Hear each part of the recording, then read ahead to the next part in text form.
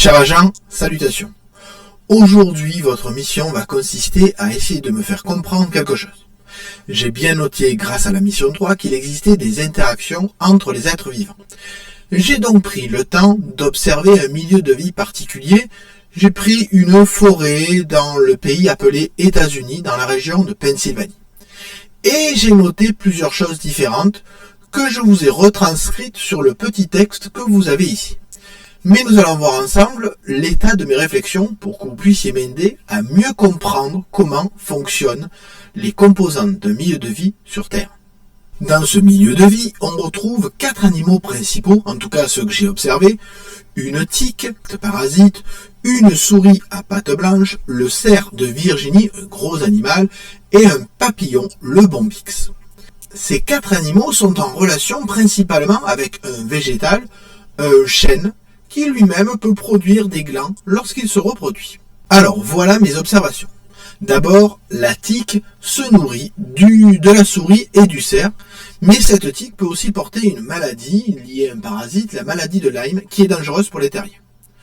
Deuxième chose, lorsque les feuilles de chêne sont nombreuses, il y a beaucoup de souris dans la forêt. Mais du coup, quand il y a beaucoup de souris, il y a beaucoup de tiques, et donc beaucoup de maladies, et donc c'est dangereux pour les êtres humains. Deuxième observation, la feuille de chêne permet de nourrir aussi bien le cerf que la chenille du bombyx. Oui, donc quand il y a beaucoup de feuilles, on se rend compte qu'il y a beaucoup de cerfs, beaucoup de bombyx, et surtout, beaucoup de feuilles veut dire que l'arbre va fabriquer beaucoup de glands, et donc vous le remarquez, quand il y a beaucoup de glands, il va y avoir beaucoup de souris. Et c'est là que les choses se complexifient. J'ai remarqué que quand il y avait beaucoup de bombyx, les souris avaient tendance à disparaître.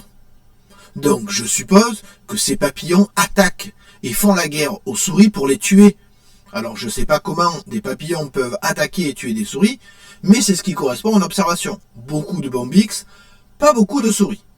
Même chose, on remarque que plus il y a de bombyx, moins il y a de cerfs. Donc cette espèce de papillon doit être très agressive et attaquer aussi bien les souris que les cerfs. Bon, maintenant la question se pose de comment un papillon aussi petit peut tuer un animal aussi grand. Ça, je ne comprends pas, ça fera partie de votre travail.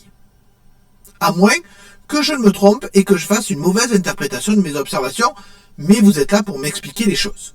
Enfin, dernière chose, les souris peuvent aussi se nourrir des larves de bombyx, ce qui fait qu'il y a moins de papillons, mais il y a aussi plus de tiques, ce qui fait que les êtres humains veulent moins venir. Donc vous le voyez, toutes ces interactions sont relativement complexes et il me semble que ces êtres vivants dépendent les uns des autres. Ils sont tous liés, mais je n'arrive pas bien à voir comment. Ça va être votre travail de trouver quelles sont les interdépendances, c'est-à-dire le fait qu'ils dépendent les uns des autres, dans cet environnement. Allez, bonne mission, je compte sur vous pour mieux comprendre cette planète.